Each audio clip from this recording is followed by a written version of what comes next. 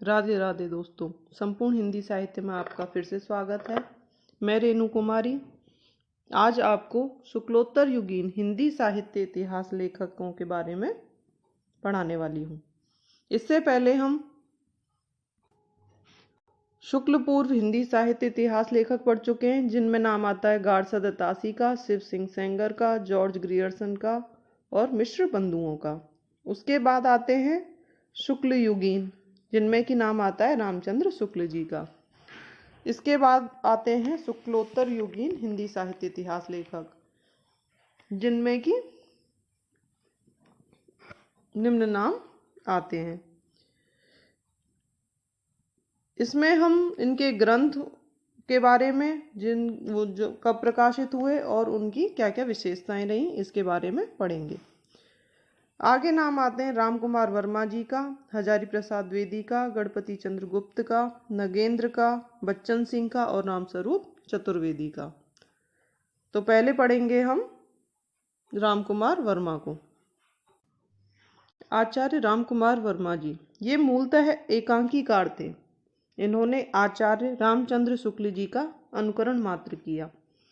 हिंदी का उद्भव और विकास 693 ईस्वी से माना इन्होंने, और अपभ्रंश कवियों को इन्होंने समेट लिया। स्वयंभू को हिंदी का प्रथम कवि मानते हैं। ये कौन? आचार्य राम कुमार वर्मा इन्होंने भक्तिकालीन निर्गुण काव्य धारा को संत व सूफी नाम से विभक्त किया।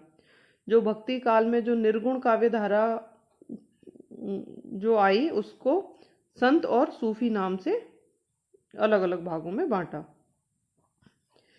इनका ग्रंथ का नाम था हिंदी साहित्य का आलोचनात्मक इतिहास, जो कि 1938 में लिखा गया। यह एक अधूरा ग्रंथ माना जाता है। क्यों? क्योंकि इसमें भक्ति काल तक का ही वर्णन किया इन्होंने, उसके बाद के काल को नहीं दर्शाया। अर्थात 693 ईस्वी से लेकर 1693 ईस्वी तक के कवियों का इसमें उल्लेख है। इसमें केवल आदिकाल और भक्ति काल का ही इसमें इन्होंने संकलन किया। इस ग्रंथ को 5 खंडों में बांटा। इसकी जो कमियां रहीं वो क्या क्या रहीं? अपभ्रंश के कवियों को शामिल करना, इन्होंने केवल जो अपभ्रंश के कवि थे उन्हीं को शामिल किया था इसमें। उचित काल विभाजन नहीं किया, और अधूरा ग्रंथ है जिसमें कि नवीनता ही नहीं है। तो ये इनके ग्रंथ की कमी रही। राम कुमार वर्मा जी के बाद आते हैं हजारी प्रसाद द्विवेदी। इनका जीवन काल रहा 1907 से लेकर 1979 तक। शुक्ल जी व द्विवेदी जी परस्पर एक दूसरे के विरोधी माने जाते हैं। ये हम पहले भी पढ़ चुके हैं। गणपति चंद्र गुप्त के अनुसार द्विवेदी जी संभवतया ऐसे प्रथम व्यक्ति हैं जिन्होंने आचार्य शुक्ल जी के अनेक मान्यताओं और धारणाओं को तर्क संगत खंडन किया। उनके जो तर्क संगत जो वो थे, उनका खंडन किया। किसने? हजारी प्रसाद द्विवेदी जी ने शुक्ल जी की मान्यताओं को। आचार्य शुक्ल जी द्वारा प्रथम कालखंड का जो नाम था वीर गाथा काल रखा गया था, जिनको इन्होंने अनेक तर्कों के साथ खंडित किया। वह विरोध करते हुए आचार्य द्विवेदी जी ने आदिकाल का जो नाम था, जो कि सर्वमान्य माना जाता है, वो नाम हजारी प्रसाद द्विवेदी जी ने ही दिया था। आदिकाल नाम किसने दिया था? हजारी प्रसाद द्विवेदी ने। जबकि रामचंद्र शुक्ल जी ने क्या नाम दिया था आदिकाल का? वीरगाथा काल, जिसको कि सभी विद्वान नहीं मानते हैं।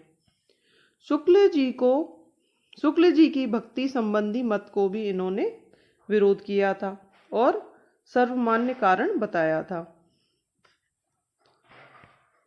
भक्ति संबंधी जो इनका मत था उसका भी विरोध किया और उसका कारण भी बताया कि भाई क्यों विरोधी है उनका जो कथन है। हजारी प्रसाद द्विवेदी को 1962 ईस्वी में बंग साहित्य अकादमी द्वारा टैगोर पुरस्कार से सम्मानित भी किया जा चुका है। कब? 1962 में। 1973 में इन्हें आलोक पर्व निबंध के लिए साहित्य अकादमी पुरस्कार भी दिया जा चुका है। यह भी बहुत पूछा जाता है कि साहित्य अकादमी पुरस्कार किस रचना के मिला? किस रचना के लिए मिला इन्हें? आलोक पर्व के लिए। कब? 1973 में। और टैगोर पुरस्कार मिला 1962 में। क्या है साहित्य अकादमी पुरस्कार? साहित्य अकादमी पुरस्कार क्या है? देखो, साहित्य के क्षेत्र में प्रतिवर्ष दिए जाने वाले सम्मान जिसकी शुरुआत 1955 से होती है। हिंदी का जो पहला साहित्य अकादमी पुरस्कार है वह मिला था माखनलाल चतुर्वेदी जी को। उनकी काव्य रचना थी कौन सी? हिम तरंगिनी, उसके लिए मिला था 1955 में। किसको मिला था सबसे पहले? माखनलाल चतुर्वेदी जी को। तो इसकी शुरुआत 1955 से ही मानी जाती है। हजारी प्रसाद द्विवेदी जी के इतिहास संबंधी ग्रंथ कौन कौन से रहे हैं? इनके ग्रंथ रहे हैं हिंदी साहित्य की भूमिका, जो कि 1940 में आया। दूसरा था इनका हिंदी साहित्य का उद्भव और विकास, जो आया 1952 में। तीसरा आता है इनका हिंदी साहित्य का आदिकाल, जो आता है 1953 में। ये इनके ग्रंथ रहे। द्विवेदी जी ने आदिकाल को अत्यधिक व्याघातों व संघर्षों का युग बताया। द्विवेदी जी ने आदिकाल को अत्यधिक व्याघातों और संघर्षों का युग बताया और सर्वमान्य रूप से इसे आदिकाल नाम दिया। ये कथन भी कई बार पूछा गया है कि व्याघातों और संघर्षों का युग कहने वाले कौन थे? द्विवेदी जी। और कौन से युग को? आदिकाल को। भक्ति के उदय संबंधी मत में इन्होंने कहा कि मैं जोर देकर कहना चाहता हूं कि यदि इस्लाम का आगमन भारत में नहीं होता तो भी भक्ति का वारे आना वैसा ही होता जैसा आज है। ये इनका कथन था कि इस्लाम भारत में ना आता ना तो भी जो भक्ति है वह वैसी ही होती लगभग जैसी आज है। 1940 में लिखित हिंदी साहित्य की भूमिका में ये कथन इन्होंने कहा था। इन्होंने सिद्धों व नाथों की प्रवृत्तियों को संत साहित्य का विकसित रूप कहा। सिद्धों व नाथों की प्रवृत्तियों को संत साहित्य का विकसित रूप माना इन्होंने। ये बात भी किसमें कही है? 1940 में लिखित हिंदी साहित्य की भूमिकाओं में। इस प्रकार 10 से 14वीं शताब्दी तक का जो काल रहा उसे इन्होंने आदिकाल कहा। कब से शुरू हुआ? 10वीं शताब्दी से, और कब तक? 14वीं शताब्दी तक, जिसको नाम दिया इन्होंने आदिकाल। भाषा की दृष्टि से अपभ्रंश का बढ़ावा मात्र है। यह पंक्तियां 1953 में लिखित हिंदी साहित्य का आदिकाल ग्रंथ से ली गई हैं। इन्होंने अपने इतिहास ग्रंथ के लेखन में विक्रम संवत के स्थान पर ईसवी संवत का प्रयोग किया, जबकि रामचंद्र शुक्ल ने किसका प्रयोग किया था? विक्रम संवत का, काल विभाजन में, और इन्होंने किया था ईसवी संवत का। इसके बाद आते हैं गणपति चंद्र गुप्त। गणपति चंद्र गुप्त जो है, आदिकाल का नाम इन्होंने क्या नाम दिया था? प्रारंभिक काल। गणपति चंद्र गुप्त ने क्या नाम दिया था? प्रारंभिक काल। और इसी से मिलता जुलता एक नाम आता है आरंभिक काल। प्रारंभिक काल नाम दिया था गणपति चंद्र गुप्त ने, और आरंभिक काल नाम दिया था मिश्र बंधुओं ने। इन्होंने शालिभद्र सूरी को हिंदी का प्रथम कवि माना। किसको? शालिभद्र सूरी को। अब इसी क्रम में कौन से विद्वान ने किसको पहला कवि माना था? तो इसमें नाम आता है शालिभद्र सूरी को तो माना था गणपति चंद्र गुप्त ने। शिव सिंह सेंगर ने किसको माना था प्रथम कवि? पुष्पदंत को। हजारी प्रसाद द्विवेदी ने किसे माना था? अब्दुल रहमान को। और राम कुमार वर्मा ने माना था स्वयंभू को। इन्हें भी याद करने की हम ट्रिक कभी लेके आएंगे आने वाली वीडियो में, जिससे कि ये बहुत आसानी से याद हो जाएंगे। हिंदी का पहला कवि माना इन्होंने। इन्होंने हिंदी भाषा का उद्भव और विकास 1184 से माना है। कब से माना है? 1184 से। इनका जो ग्रंथ है हिंदी साहित्य का वैज्ञानिक इतिहास, गणपति चंद्रगुप्त का कौन सा ग्रंथ है? हिंदी साहित्य का वैज्ञानिक इतिहास, जो कि 1965 में आया। इसे 3 कालखंडों में वर्गीकृत किया गया। इस इतिहास ग्रंथ को लिखने में इन्होंने किसी भी पद्धति का प्रयोग नहीं किया, हालांकि वैज्ञानिक पद्धति का इन्होंने समर्थन किया। मतलब इन्होंने किसी भी पद्धति का प्रयोग तो नहीं किया, परंतु यह वैज्ञानिक पद्धति को समर्थन देते थे। इसके बाद आते हैं डॉक्टर नगेंद्र। इनका जन्म हुआ 9 मार्च 1915 में। कहाँ पर? अंतरौली में, अलीगढ़, जो कि यूपी में पड़ता है। इनका जन्म हुआ। अंग्रेजी साहित्य में इन्होंने एमए किया और शिक्षा जगत की सर्वोच्च उपाधि कौन सी है? डी.लिट। इससे ये सम्मानित हुए। हिंदी विषय के विशेष में जो है, हिंदी विषय के प्रथम डी.लिट जो थे, प्रथम डी.लिट किसने प्राप्त की थी? वो थे पीताम्बर दत्त बड़तवाल। ये प्रथम डी.लिट उपाधि पाने वाले विद्वान थे। डॉक्टर नगेंद्र ने कुछ समय तक अलीगढ़ विश्वविद्यालय में हिंदी विभाग अध्यक्ष के पद पर शोभा बढ़ाई, यानी HDO रहे। इन्होंने मिथकों पर शोध कार्य किया। रिचर्डसन और क्रोचे का गहनतम अध्ययन किया इन्होंने। क्या है मिथक? मिथक क्या चीज है ये देखते हैं कि मिथक का शाब्दिक अर्थ है मिथ्या कथा। जहां एक ऐसा विश्वास होता है जहां बिना किसी तर्क के विश्वास किया या स्वीकार किया जाता है, उसी को हम मिथक कहते हैं। सन 1955 में इन्होंने पाश्चात्य काव्य शास्त्र की तुलनात्मक विवेचन करने के लिए भारतीय काव्य शास्त्र नामक ग्रंथ भी लिखा। इनकी आलोचनात्मक कृतियां कौन कौन सी रहीं?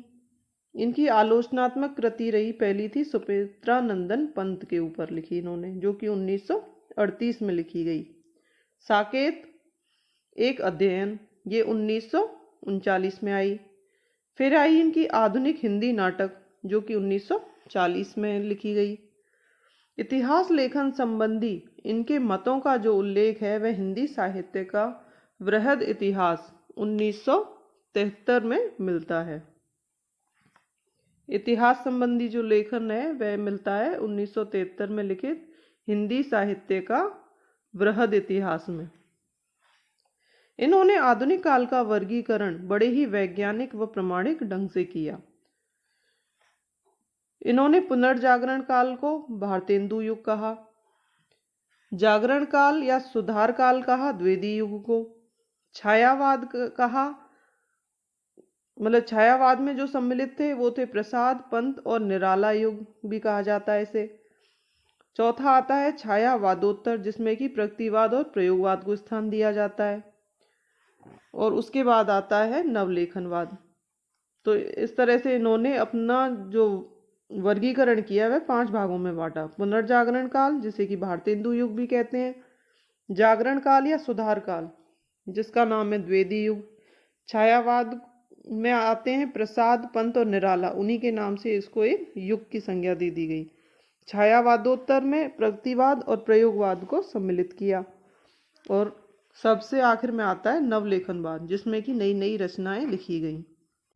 डॉक्टर नगेंद्र, आचार्य शुक्ल 1884, आचार्य द्विवेदी जी 1907 और बाद के तीसरे हिंदी साहित्य के महत्वपूर्ण विद्वान हैं। 1884 में जन्मे आचार्य शुक्ल जी और 1907 में जन्मे द्विवेदी जी। के बाद, इन दोनों के बाद तीसरा नाम किसका आता है? हिंदी साहित्य के महत्वपूर्ण विद्वानों में तीसरा नाम आता है डॉक्टर नगेंद्र जी का। फिर आते हैं डॉक्टर बच्चन सिंह। हरिवंश राय बच्चन से अलग हैं ये, वो बच्चन सिंह नहीं है, ये अलग है। इनका जन्म जो है 1919 में जौनपुर यूपी में हुआ था, और जो हरिवंश राय बच्चन थे उनका जन्म कब हुआ था? 1907 में। नागरिक प्रचारणी सभा काशी के पूर्व सदस्य व पदाधिकारी भी रहे हैं ये। इतिहास ग्रंथ इनका रहा हिंदी साहित्य का दूसरा इतिहास। हिंदी साहित्य का इतिहास तो रहा था रामचंद्र शुक्ल जी का, और हिंदी साहित्य का दूसरा इतिहास, दूसरा जिसमें जुड़ रहा हो, वो था डॉक्टर बच्चन सिंह का। यह कब आया? 1996 में। हिंदी साहित्य का आधा इतिहास, अब ये बिल्कुल मिलते जुलते नाम है, हिंदी साहित्य का इतिहास, हिंदी साहित्य का दूसरा इतिहास और हिंदी साहित्य का आधा इतिहास। तो आधा इतिहास तो किसने लिखा था? सुमन राजे ने। दूसरा इतिहास किसने लिखा था? बच्चन सिंह ने। और हिंदी साहित्य का इतिहास किसने लिखा था? आचार्य रामचंद्र शुक्ल जी ने। इस तरह से ये काफी मिलते जुलते नाम है, तो इन्हें ध्यान से देखना आप। आगे नाम आता है रामस्वरूप चतुर्वेदी जी का। इनका जन्म 1931 में हुआ और इनके ग्रंथ का नाम था हिंदी साहित्य और संवेदना का इतिहास। ये भी बिल्कुल ऐसा ही मिलता जुलता। तो संवेदना का इतिहास किसने लिखा था? रामस्वरूप चतुर्वेदी जी ने। इस तरह से हमने हिंदी साहित्य इतिहास लेखन की जो परंपरा रही, उसमें कौन कौन से ग्रंथ लिखे गए और किस विद्वान ने कौन सा ग्रंथ लिखा, कौन सी उसकी कमियां रहीं, ये सब हमने पढ़ा। ये हमारी 3 वीडियो में ये पूरा कंप्लीट होता है। आगे हम एक नए टॉपिक के साथ फिर से मिलते हैं। राधे राधे दोस्तों। आपको मेरा ये प्रयास कैसा लगता है ज़रूर बताएं और चैनल को सब्सक्राइब ज़रूर करें।